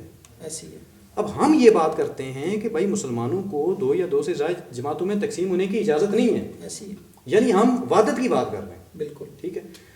اب دوسری جو جماعتیں ہیں یہ جتنی بھی یہ بات کرتی ہیں کہ مسلمان 2 یا 2 سے زائد جماعتوں میں تقسیم ہو سکتے ہیں، یعنی ہماری دعوت کے مقابلے میں وہ اصول دین پہ اپنا موقف لے آتے ہیں، ایسی ہے، ٹھیک ہے۔ تو بھائی یہ نام کا جھگڑا نہیں ہے ہمارا آپ کا، یہ بات سمجھنی چاہیے نا، اور ہمارا اصول دین پہ جھگڑا ہے، ہمارا اصول دین پہ ہے ساری بات۔ اصول دین پہ ہم کیسے سمجھوتا کر لیں کہ آپ اگر کہیں کہ مسلمان 100 یا 150 جماعتوں میں تقسیم ہو سکتے ہیں، یہ تو گیا اسلام کا پورا فلسفہ ہی گیا، وحدت الہ گیا، وحدت جماعت گیا، وحدت امت گیا، بالکل وحدت گئی توحید گئی، پیچھے رہ گیا آپ کے پاس، درست ہے، ٹھیک ہے۔ تو ہمارا نام کا جھگڑا تو نہیں ہے، نہیں تو بھائی ہمارا اس بات پہ سٹینڈ کرنا، ہمارا دین ہمیں مجبور کر رہا ہے، آپ کو کون سی چیز مجبور کر رہی ہے اس فرقے پہ؟ اور تفرقے کو سر دیکھیں، تفرقے میں ہونا جی، یا تفرقے کے ساتھ جڑا ہونا یا اس کا وہ اور دفاع چیز ہے، کرنا، وہ اور چیز ہے، اس کے دفاع میں دلائل پیش کرنا اور قرآن اور سنت کے مقابلے میں دلائل پیش کرنا۔ جی۔ اب سر مجھے بتائیں نا، آپ چلیں 73 فرقے والے اس تو کہیں نہ کہیں سے آپ کو رائے نکال لیں گے، اب مجھے صرف بتائیں جو میں نے دوسری حدیث عرض کی کہ جو جماعت سے بالشت برابر الگ ہوا، اس کے بارے میں کیا کہیں گے؟ مطلب کوئی جماعت تو تھی نا جس سے الگ ہونا، دین سے الگ ہونا تھا، ٹھیک ہے۔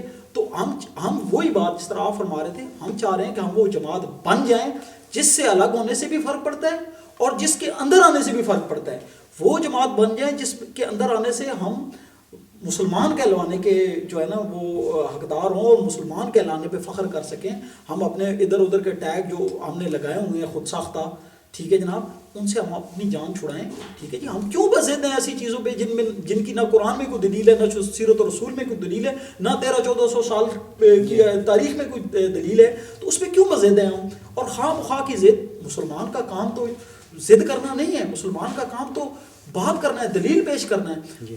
مطلب ایک آپ کے سامنے ایک موقف پیش کیا گیا ہے، اس کے 2-3 موقف، یا تو آپ اس کا رد کریں قرآن و سنت کی روشنی میں، یا پھر اس کو قبول کریں، اور اس کے علاوہ پھر انکار کرنا تو وہ غیر متقیوں اور جاہلوں کی وہ روش ہو سکتی ہے، ایک ذی شعور اور ایک مسلم کی روش تو نہیں ہو سکتی۔ دیکھیں نا جی، بالکل آپ درست فرما رہے ہیں کہ یہ اصل میں ان کی روش ہے، روش غلط ہے، مطلب زاویہ نگاہ، ان کا پوائنٹ آف ویو غلط ہے، جس نظر سے وہ ہماری دعوت کو دیکھ رہے ہیں، ٹھیک ہے۔ ہم یہ کہتے ہیں کہ مطلب ہم الحمدللہ کوئی کسی کو باؤنڈ نہیں کر رہے، جی بالکل، ٹھیک ہے، اور ہم یہ نہیں کہہ رہے کہ ہماری ہر بات حتمی ہے، ہم یہ کہہ رہے ہیں کہ دیکھیں ہم نے جو وحدت کے لیے یا مسلمانوں کو ایک پلیٹ فارم پہ اکٹھا کرنے کے لیے جو ہم بات کر رہے ہیں کہ ہم امت مسلمہ کے پلیٹ فارم پہ اکٹھے ہو جائیں، بالکل، ٹھیک ہے۔ آپ سمجھتے ہیں کہ یار ایسے یہ پاسبل نہیں ہے، یہ ایسے نہیں ہو سکتے، مسلمان ایک جماعت نہیں بن سکتے، ایسے بن سکتے ہیں، تو وہ موقع آپ آئیں، میں کہتا ہوں ٹھیک ہے، ہم آپ کے پیچھے ہوں گے، جی، ہم تو کہتے ہیں آپ اس اصول کو تسلیم کریں، جی یہ پلیٹ فارم حاضر ہے ہمارے ساتھ بیٹھ کے بات کریں، آپ آئیں۔ جی، مسئلہ یہ ہے کہ یہ اصول کو ہی تسلیم کرنے کے لیے تیار نہیں، اصول دین کو ہی تسلیم کرنے کے لیے تیار نہیں ہے کہ مسلمان ایک جماعت ہوتے ہیں۔ سر میں عوام الناس کے سامنے ایک بات کر دوں جی، جو بڑی امپورٹنٹ بات ہے، ٹھیک ہے جی۔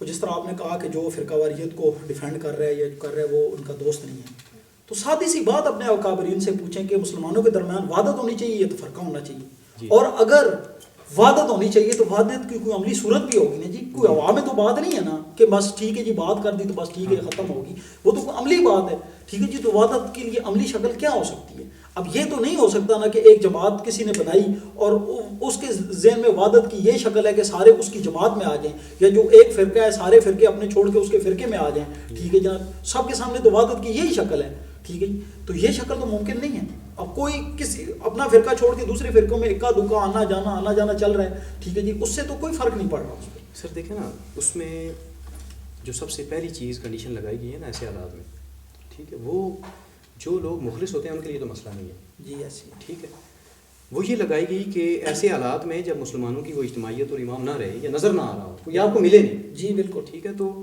سب سے کنارہ کش ہو جائیں، یہ اس پہ بھی عمل کرنے کے لیے تیار نہیں، جی بالکل، یعنی توبہ کے لیے بھی تیار نہیں ہے کہ ہم یہ جو تقسیم ہو گئی یہ غلط ہے، ہم اس سے نکلیں۔ اب بات یہ ہے، اصل میں مشکل کام یہ ہے، مشکل کام یہ ہے، اگلا مشکل نہیں ہے. جی اگر آپ اس چیز سے نکل آئیں، یہ تمام مسلمان اگر اس تفرقے اور پارٹی بازی کو ناجائز قرار دے دیں، جو تفرقے کی شرعی حیثیت بیان ہوئی ہے اس کو بیان کرنا شروع کر دیں عوام کے سامنے، تو کیا ہوگا؟ سب سے پہلے تو ہم ایک نیوٹرلٹی کی طرف آئیں گے، جو ہمارے مشترکات ہیں ان پہ. بالکل ٹھیک ہے، پھر ہمارے لیے وحدت کی سبیل پیدا ہو جائے گی. بالکل ہو جائے گی. ٹھیک ہے، ہمیں دین نے تو تقسیم کیا ہی نہیں ہے نا. بالکل. دین میں تو ایسی کوئی تعلیم ہے ہی نہیں جس کی بنیاد پہ ہم تقسیم ہو سکیں. ہمارا دین تو دشمنوں کو بھی جو ہے وہ بھائی بھائی بنا دیتا ہے، تو ہم تو مسلمان ہونے کے دعوے دار ہیں. ایسی ٹھیک ہے، بالکل ایسی. تو مسئلہ یہی ہے کہ جنہوں نے اکابرین نے تقسیم کر رکھا ہے نا، لیکن دین میں تو ایسی کوئی تعلیم جی نہیں جی ہے. بالکل ان کے چنگل سے نکلے نا. بالکل. آپ کے پاس اگر وحدت کیسے قائم ہوگی، یہ دیکھیں، یہ بات لوگ ہماری کیوں تسلیم نہیں کرتے؟ کیونکہ ان کے لیے وہ فرقے چھوڑنا مشکل ہو رہا ہے. سر اگر ہم وحدت میں نہیں ہیں تو ہم تفرقے میں ہیں، اگر ہم تفرقے میں نہیں ہوں گے تو ہم وحدت میں ضرور ہوں گے. جی ہاں. ایسی ابھی تو ہم ظاہری بات ہے لوگ تفرقے میں ہیں نا، انہیں وحدت کی کیسے سمجھ آئے؟ وہ تفرقہ چھوڑیں تو وحدت کی سمجھ آئے. یہ چیز ہے بالکل. مطلب یہ اپنے اپنے چاہتے ہیں کہ ہم فرقوں کے اندر رہتے ہوئے، اب دیکھیں نا جتنی بھی وحدت کے حوالے سے بات کی جاتی ہے تو کوئی درمیانی صورت نکالنے کی کوشش کی ہے. جی وحدت امت کے حوالے سے جتنی بھی اس سے پہلے کام ہوا ہے نا، میں سمجھتا ہوں تو اس میں ایک دوسرے کے وجود کو تسلیم کرتے ہوئے کوئی ہم آنگی کی کوششیں یا اطاعت کی کوششوں کو سمجھا جاتا ہے کہ یہ ہم وحدت کے لیے کام. مشروط وحدت. جی ہاں. اسلام میں تو ایسی کوئی وحدت نہیں ہے جسے آپ مشروط کرتے ہیں. جی بالکل. ٹھیک ہے، یہ تو اطاعت تو ایک ایسی چیز ہے، غیر مسلموں میں بھی ہو سکتا ہے بھائی. جی بالکل کسی ہو سکتا مقصد ہے. کے لیے اپنے کامن مفادات کے لیے وہ بھی کر سکتے ہیں. یہ کوئی دین کی تعلیم شارٹ ٹائم ایجنڈا پہ ہو سکتا ہے، کئی ملکوں سے ہوا ہے. یہود کے ساتھ میثاق مدینہ ہو سکتا ہے. جی ہاں ہو سکتا ہے. تو دین میں تو وحدت کی صلح حدیبیہ ہو سکتی ہے. اس کی طرف کوئی آنے کو تیار نہیں. جی بالکل. کہ ہم رجوع کریں، ہم اس تفرقے اور پارٹی بازی سے توبہ کریں. توبہ کے علاوہ آپ کے پاس آپشن نہیں ہے نا. بالکل بالکل نہیں. یعنی کتنی شدت سے کہا گیا کہ خواہ درختوں کی جڑیں چبانی پڑیں، ان سب سے الگ ہو جانا. بالکل بالکل بالکل بالکل ایسے ہی. لیکن اس کے باوجود یہ اس چیز کو، اس کی سنگینی کو نہیں دیکھا جاتا، اس کو چھوڑنے کے لیے تیار ہی نہیں. بالکل اسی طرح. اب وہ جو آپ بات کر رہے تھے کہ جو اجتماعیت الجماعت کی جس کی آپ بات کر رہے تھے، تو شہادت حق میں سید ابو العلا مودودی رحمۃ اللہ علیہ، انہوں نے اس پہ ایک بڑا اچھا موقف اختیار کیا الجماعت کے حوالے سے. جو ان کی تحریر ہے، انہوں نے یہ لکھا کہ الجماعت مسلمانوں کی اجتماعیت وہ اجتماعیت ہوتی ہے. نام نہیں انہوں نے کہا. جی ماشاء اللہ صاحب بصیرت آدمی. جی جی بے شک. ٹھیک ہے، نام نہیں کہا انہوں نے کہ یہ نام ہوتا ہے مسلمانوں کی اجتماعیت کا. انہوں نے یہ کہا کہ یہ وہ اجتماعیت ہوتی ہے کہ جس سے بالش برابر الگ ہونے والا دائرہ اسلام سے خارج ہو جاتا ہے. ایسی. یعنی جماعت ایک الگ چیز ہے. الجماع جب آپ کہیں گے تو یہ آپ اس کو دی جیسے انگلش میں آپ جی، جی، بتاتے ہیں تو بالکل. مخصوص کر رہے ہیں. جی بالکل. تو انہوں نے الجماع اس کو کہا ہے کہ بالکل. جس سے بالش برابر علیحدگی دائرہ اسلام سے نکلنا ہے. ٹھیک ہے، لیکن جماعت کے اسلام نے جو جماعت کے اصول دیے، ٹھیک ہے، وہ بیان کرنے کے بعد اپنی جماعت کے بارے میں انہوں نے کہا کہ ہم وہ جماعت نہیں ہیں. جی ٹھیک ہے، جس اب سے دیکھیں جس میں شامل ہونے سے فرق پڑتا ہے، جس میں جس سے شامل ہونے سے نکلنے فرق پڑتا ہے. ٹھیک ہے، ایسے ہی. اب جب اس طرح کا تصور جائے گا نا عوام میں، تو اتنا عظیم مقصد تھا اقامت دین جس کے لیے وہ جی ایک جماعت کی تشکیل کر رہے تھے. ٹھیک ہے، بالکل. تو جب موقف یہ جائے کہ ایک جماعت تشکیل دی جا رہی ہے جس میں داخل ہونے سے بھی فرق نہیں پڑتا، جس کو چھوڑنے سے بھی فرق نہیں پڑتا، تو لوگ کیوں آئیں؟ ایسی کوئی شک نہیں. وہ جہاں بیٹھے ہیں وہاں پہ بیٹھے ٹھیک رہیں ہے، گے. بیٹھے ہوں صحیح. ٹھیک ہے، ایسی. تو اور پھر پہلے بیان بھی کر دیا جائے کہ اسلام جو جماعت کے اصول دیتا ہے وہ تو یہ ہیں، بالکل. لیکن یہ ہم جو جماعت بنا رہے ہیں اس یہ کے ان اصولوں پہ نہیں ہے. بالکل. تو دیکھیں نا پھر کیوں جائیں گے لوگ اس میں؟ یہ یہاں اور پھر اتنا بڑا مقصد. یہ وہ اصول تھا جی جی جو غلبہ دین اسلام کی راہ میں ایک بنیادی اساس مطلب کی وہ حیثیت رکھتا ہے. بالکل. اساس کی حیثیت رکھتا تھا. بالکل. اگر مولانا مودودی علیہ رحمہ اس اصول پر سٹینڈ اگر کر جاتے تو آج حالات مختلف ہوتے. کوئی شک جی. نہیں. درست ہے. بالکل. میں یہاں کہتا ہوں کہ آج دین غالب ہوتا. بے شک. سر بالکل. دیکھیں بالکل ایسی.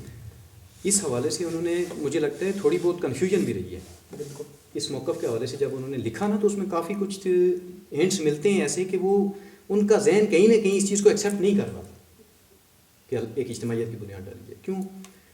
اب انہیں کی تحریر کا ایک حصہ میں کہوں کہ انہوں نے لکھا کہ ایک ہی مقصد کے لیے بظاہر ایک ہی مقصد کے لیے متعدد جماعتیں بنانا غلط معلوم ہوتا ہے، متعدد جماعتوں میں تقسیم ہونا غلط معلوم ہوتا ہے، لیکن پھر اس کو پھر ڈیفینڈ بھی کر گئے. لیکن ایک وقت ایسا آئے گا کہ یہ لوگ اپنے اپنے طور پہ تو جماعتیں بنا کے اقامت دین کی جدوجہد کریں، لیکن ایک وقت ایسا آئے گا کہ یہ سارے آپس میں جس طرح سمجھ لیں کہ ندی نالے ایک بڑے سمندر میں ضم ہو جاتے ہیں، اپنے آپ کو مطمئن کر رہی ہے یہ سر مجھے اب دیکھیں نا یہ دلیل پوری تاریخ انسانیت میں جی ایسا کبھی ہوا لیکن بہت عظیم ہے یہ پاسبل نہیں ہے کہ آپ ایک دفعہ تفرقہ ہو جائے اور پھر وہ سارے ایک دم سے وہ سمندر کی حیثیت اختیار کر لیں. جو سچویشن چل رہی ہے اس وقت جی ٹھیک ہے جناب، اور ایک فرقہ دوسرے فرقے کے گردنیں اتارنے، ان کو کافر، مشرک، بدعتی، گستاخ، مطلب کوئی لیبل ایسا ہے نہیں جو ایک دوسرے پہ نہ لگاتے ہوں. ٹھیک ہے. اور اگر ان میں سے کوئی اقتدار تک پہنچ گیا کیسے تیسے کر کے، تو آپ سوچیں کہ کیا سچویشن ہوگی. اس نے تو دوسرے فرقوں والوں کو لٹکا دینا ہے اور ان کی گردنیں اتارنا شروع کر دیں. وہ بات ٹھیک ہے. دیکھیں تو آپ کیسے سمجھتے ہیں کہ جی جب وہ غالب آ جائیں گے تو سارے پھر اس میں ضم ہو جائیں گے یا کیسے؟ یہ تو کوئی مطلب شعور کے اندر آنے والی، تو کوئی تصور کے اندر آنے والی بات نہیں ہے. سر یہ چیز ہوتی ہے نا، جس چیز کی دلیل قرآن و سنت میں نہ ہو یا قرآن و سنت سے جواز نہ ملے تو وہاں پہ انسانی عقل دھوکہ کھا جاتی ہے. ٹھیک ہے. اور بتقاضۂ بشریت یہ کوئی ہم کہہ سکتے ہیں کہ انسان سے ہر ممکن ہے. لیکن مسئلہ یہ ہے کہ یہی میں کہہ رہا ہوں کہ جو بعد میں آنے والے ہوتے ہیں نا، وہ سمجھتے ہیں کہ یہ حرف آخر جی، وہ جو اس بات سے آگے تو نہ کوئی بات کر سکتا ہے نہ کوئی بات ہو سکتی ہے. جو اس چیز بس یہی عدمی فکر ہے. جی جو اکابرین نے، ان کے اکابرین نے، فاؤنڈر نے جس چیز کو مسلطاً مجبوراً کسی وجہ سے اختیار کیا، فدر ٹائم بینگ اختیار کیا، اور بعد میں آنے والوں نے اسے اصول دین قرار دیا. یہ سب سے بڑی غلطی ہوئی اس سے. بالکل ایسے. ٹھیک ہے. اور کسی میں دیکھیں مطلب کوئی بھی، جس طرح ہم جماعت اسلامی کا ذکر کر رہے ہیں، ٹھیک ہے، کسی میں یہ بڑے بڑے عظیم لوگ موجود ہیں ان کے پاس، تو کسی کے اندر یار یہ بات تو ہونی چاہیے کہ یار اگر کوئی غلط بات ہوگی مودودی صاحب سے تو نبی تو نہیں ہے نا سر. جس طرح ہم بھی مودودی صاحب کے ساتھ اگر اختلاف کر رہے ہیں تو انتہائی ادب کے ساتھ اختلاف کرتے ہیں، بڑی محبت رکھتے ہیں ان کے ساتھ، ان کی تحریروں سے استفادہ کرتے ہیں مختلف اوقات میں کہتا ہوں کہ جو اللہ کی حاکمیت کا یا اقامت دین کا تصور پچھلی صدی میں اگر کسی نے دیا ہے تو کئی صدیوں بعد مولانا مودودی وہ شخصیت ہیں رحمۃ اللہ علیہ جنہوں نے اس چیز یہ تصور دیا اقامت دین. ٹھیک ہے. اب جماعت کے تصور کے حوالے سے اگر وہ کہیں پہ خطا کھا گئے، بتقاضۂ بشریت کھا گئے، بالکل بالکل، تو کم از کم جو بعد میں آنے والے لوگ ہیں اس کو ڈیفینڈ کرنے کے بجائے کم سے کم اس کو تسلیم کر لیں، اس کو رجوع کر لیں. جی اس پہ غور و فکر تو کریں نا. جی بالکل، کم از کم اس کو دیکھ تو لیں. جی بالکل. ٹھیک ہے. اب دیکھیں نا کئی جگہ پہ تضاد آ جاتا ہے. ٹھیک ہے. اب میں آپ کو بتاتا ہوں جب انہوں نے جماعت اسلامی کی بنیاد رکھی، اب دیکھیں نا کوئی بھی، حالانکہ ایک چیز تو یہ ہم جو موقف رکھتے ہیں جو انڈرسٹوڈ ہے نا، پہلے میں وہ رکھ لوں تاکہ بات واضح ہو جائے. ہم تو یہ موقف رکھتے ہیں کہ کسی بھی حال میں غیر نبی کو یا امتی کو جماعت سازی کا حق نہیں دیا جا سکتا. جی ایسی. ٹھیک ہے. اور ہم علی وجہ البصیرت یہ بات کرتے ہیں. جی. اس کی وجہ کیا ہے؟ غیر نبی یا امتی اگر اسے جماعت سازی کا اختیار دے دیا جائے تو عزیر بھائی اپنی جماعت بنا سکتے ہیں. جی آپ اپنی جماعت بنا سکتے ہیں، میں اپنی جماعت بنا سکتا ہوں. اب جب ہم اپنی جماعتیں بنائیں گے، چوتھا بھی بنا سکتے ہیں، تو اب کسی نبی نے تو آنا نہیں ہے. جو خاتم النبیین حضرت محمد مصطفیٰ صلی اللہ علیہ وسلم کی امت ہے، تو اس سے تو اس امت کی وحدت اور ٹوٹتی ہے نا. تو اس لیے غیر نبی کو تو یہ حق نہیں دیا جا سکتا. ٹھیک ہے. لیکن جواز کوئی نہیں ہے. قرآن و سنت میں اقامت دین کے لیے بھی جماعت سازی کا جواز نہیں ہے. لیکن جواز جو پیش کیا جاتا ہے، یا جس طرح شہادت حق میں سید ابوالعلا مودودی رحمۃ اللہ علیہ نے جو ایک بات کی جماعت کے قیام سے قبل، کہ ہمیں ایسا کوئی گروہ نظر نہیں آیا جو سمجھ لیں کہ ہاں ڈائریکٹ الفاظ میں تو آپ یہی کہیں گے، لیکن ظاہر انہوں نے ملے جلے الفاظ میں کہا کہ جو اس منہج پہ اس طرح کام کر رہا ہو کہ جیسے دین کا جو اصل کام ہے وہ کر رہا ہو، مطلب اس طرح کے کچھ الفاظ ہیں. مس کوٹ کرتا ہوں تو بے شک وہ ریفرنس دیکھ لیجئے گا. تو مطلب ان کا کہنے کا مقصد یہ تھا کہ ہمیں وہ اس منہج پہ، اس حقیقی ٹریک پہ وہ کوئی گروہ نہیں نظر آیا، نہیں ملا، تو اس لیے ہم ایک جماعت کی بنیاد رکھ رہے ہیں. مطلب یہ جماعت بنانے سے، جماعت کے حوالے سے انہوں نے موقف پیش کیا کہ جماعت کی بنیاد ڈالنا اس وجہ سے ضروری ہو گیا. اب مسئلہ یہ ہے کہ جماعت بنانے کے بعد وہ اس اپنے سٹانس پہ قائم نہیں رہے. ٹھیک ہے. جماعت کی وجہ تو یہ پیش کی کہ ہمیں کوئی ایسا نظر نہیں ہے، ورنہ ہمیں 1.5 دن کی مسجد الگ چننے کا شوق نہیں تھا. ٹھیک ہے. آپ نے اس بنیاد پہ ہی چلے بنا لی جماعت. اسی کو فرض کر لیتے ہیں کہ مثال کے طور پہ اگر اسے جواز مان لیا جائے. ٹھیک ہے. اب جماعت بنانے کے بعد وہ انہوں نے جو موقف اختیار کیا وہ یہ ہے کہ جو باقی مسلمانوں کی جماعتیں کام کر رہی ہیں وہ بھی ٹھیک ہو سکتی ہیں. بالکل. آپ ان میں سے بھی کسی کے ساتھ ان میں سے کسی کی بات آپ کو اچھی لگتی ہے تو آپ ان میں سے کسی کے ساتھ جڑ سکتے ہیں. اب مسئلہ یہ ہے یہاں پہ ایک تو جو چیز آپ نے اپنے لیے پسند کی وہ دوسروں کے لیے ایسی مطلب آپ کسی اصولی اگر آپ کسی فروئی اختلاف کی بنیاد پہ باقیوں سے الگ آپ نے جتھا قائم کیا تو یہ تو ہے ہی غلط. درست. سرے سے پہلے سے جماعتیں موجود ہیں تو کیوں نہیں جماعت قائم کی. ٹھیک ہے.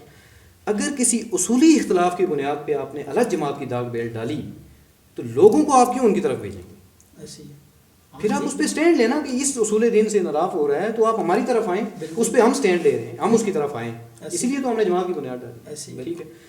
لیکن ان کو یہ کہا گیا کہ آپ جو پہلے سے موجود جماعتیں ہیں ان میں سے بھی کسی کے ساتھ کوئی آپ کو حق پہ لگتی ہے تو اس کے ساتھ جڑ جائیں. ٹھیک ہے. حالانکہ جماعت جب قائم کی گئی تو کہا گیا کہ ہمیں نہیں نظر آیا, ایسا نظر نہیں آیا. تو پھر لوگوں کو جب آپ یہ کہیں گے تو پھر اس سے ہوتا کیا ہے. اب اس سے ایک نئی جماعت بھی وجود میں آ گئی اور وہ ویسی ہی جماعت وجود میں آئے گی جیسے پہلے موجود تھی. کوئی فرق نہیں پڑا. کوئی فرق نہیں پڑا. ایک فرق پڑا, ایک جماعت کا اضافہ ہو گیا ویسی ہی جماعت کا جو پہلے سے موجود. اصل میں سب سے بڑا مسئلہ ہی سٹینڈ لینا ہے. ایسے ہی سب سے بڑا مسئلہ ہی سٹینڈ لینا ہے. ٹھیک ہے. کہ یہاں پہ سٹینڈ لینا چاہیے تھا کہ ہم جو فکر پیش کر رہے ہیں جو اس پہ سٹینڈ لیتے نا. ٹھیک ہے. کہ اس بنیاد پہ ہم نے جماعت قائم کی, آپ ان کی طرف نہ جائیں, ہماری طرف آئیں. اب آج جتنی اس کے بعد بھی اب دیکھیں کسی نے یہاں پہ بڑے بڑی اس کے بعد بھی شخصیات آئی ہیں. جی جماعت اسلامی وہاں سے نکل کے انہوں نے کیونکہ دروازہ بند نہیں کیا, کسی نے اس پہ غور نہیں کیا. جی ٹھیک ہے. اس سے آگے کی بات آج تک کسی سے سننے میں نہیں ملی. ٹھیک ہے. کہ اس کو اس پہلو سے بھی دیکھا جا سکتا ہے. ٹھیک ہے. اب اس ایک یہ انہوں نے کہا. دوسرا انہوں نے یہ کہا کہ اگر ہماری جماعت آپ کو لگتا ہے کہ صحیح منہج پہ ہے, یہ صحیح کام کر رہی ہے تو ہماری طرف آ جائیں. اب یہ اگر والی مگر والی کیا بات ہے اس میں. جی بالکل ایسی. اپنے حق پر ہونے میں تذبذب کیا مانیں. ایسی. ٹھیک. بلائیں اپنی طرف, کھل کے بلائیں. بالکل اپنی طرف ہی بلائیں کیونکہ آپ نے جماعت قائم جو کی ہے اس وجہ سے کی ہے کہ باقی ٹھیک نہیں تھے. بالکل. تو اپنی طرف ہی بلائیں. اب تیسرا جو انہوں نے راہ دے دی کہ اگر آپ کو یہ بھی نہیں تو پھر آپ جماعت بھی کھڑی کر سکتے ہیں. ٹھیک ہے. اب یہ تو ایک ایسا تصور ہے کہ ہر کسی کی راہ کھول دی نا جماعت سازی کی. کہ اب دیکھیں پھر میں وہی بات کروں گا کہ بہت قدر کرتا ہوں میں, بہت بڑی شخصیت ہے. اقامت دین کے حوالے سے انہوں نے جو کام کیا میں کہتا ہوں ان کا ثانی نہیں ہے. ایسی. ٹھیک ہے. جو چیز جو حق ہے ہم اسے حق کہتے ہیں, ہم شخصیت پرست نہیں ہیں. بالکل. ہم تو اپنے امیر محترم کے ساتھ جب کوئی اصولی بات آتی ہے تو ہم اس حوالے سے ہم اختلاف کر جاتے ہیں یا پوچھتے ہیں یا سمجھ نہیں آتی. ٹھیک ہے. مطلب ہم شخصیت پرست نہیں ہیں. بالکل. اور ہم چاہتے ہیں کہ ہر جماعت کے اندر یہ چیز ڈیولپ ہو جائے. یہ بات کی ہے کہ کون صحیح ٹریک پہ پھر آتا ہے. بالکل. ٹھیک ہے. لیکن کم از کم اس میچ پہ تربیت ہونی چاہیے تھی ہر جماعت کے جو ساتھ وابستگان ہیں. ٹھیک ہے. کہ بھائی آپ کو اختلاف کا حق حاصل ہے. اگر کوئی آپ اصولی چیز دیکھتے ہیں جس کی خلاف ورزی ہو رہی ہے تو آپ اختلاف کا حق رکھتے ہیں. جی بالکل. ٹھیک ہے. تو ہمارے اوپر وہ دروازے بند نہیں ہیں. ٹھیک ہے. درست ہے. بالکل درست. تو اب جو کیا بات ہم کر رہے تھے, میں اب وہی مودودی صاحب کی جو انہوں نے جماعت سازی کا حق دوسرے کے لیے بھی راستہ کھلا رکھا. بالکل. تو یہ بات یہ ہے کہ جو میں کہہ رہا تھا کہ یہ جو ان کے ساتھ وابستگان ہیں. ٹھیک ہے. تو یہ شخصیت پرستی کی وجہ سے ان باتوں کا دفاع کرنے میں لگ جاتے ہیں جو سید صاحب نے کی. جی ٹھیک ہے. حالانکہ اس پہ سوچنا چاہیے, اس فکر سے دو ہاتھ آگے بھی. جی ڈیفینیٹلی. تو تب کوئی جا کے بات بنے گی, فکری مبحث ہوگی, ہم کچھ آگے کی طرف بڑھ سکیں گے. ورنہ اگر ہم اسی روش پہ قائم رہیں کہ جو شخصیت کہہ گئی اس سے آگے کچھ نہیں. جی بالکل. ٹھیک ہے. تو پھر تو ظاہر سی بات ہے ہماری کوئی آگے پیش قدمی وحدت کی طرف یا ایک ہونے کی طرف تو اس کا تو کوئی امکان ہوتا نظر نہیں آتا. ایسی یہ چیز ہے. بڑی بہت خوبصورت, بہت اعلیٰ, بہت اعلیٰ گفتگو ہوگی. ماشاء اللہ, بہت خوبصورت گفتگو. اور اس گفتگو کے ساتھ ہی ہم اپنا ولاگ ختم کرتے ہیں. جزاک اللہ خیر. جزاک اللہ.